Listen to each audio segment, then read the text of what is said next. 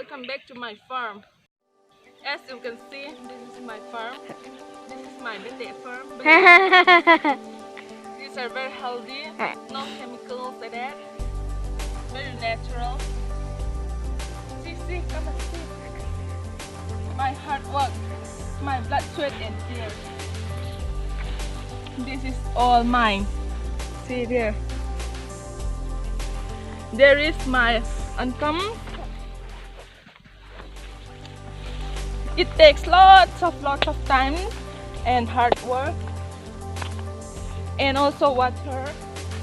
We have to take water and throw it like this.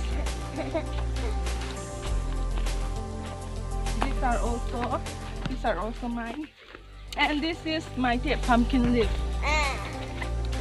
This so that it is very healthy. This is their lifeline to stay long for very long time. See my income, and she's my worker. She works very hard. I pay her many rupees for doing that. And this is my corn. After 1 or 2 months, it will become very big, and you can eat many corn. Popcorn, it will transform into popcorn. See this? Very beautiful, isn't it? See, hi. No one farm will be as big as mine. You can feel it. If you stand it, you can feel the energy running into my body.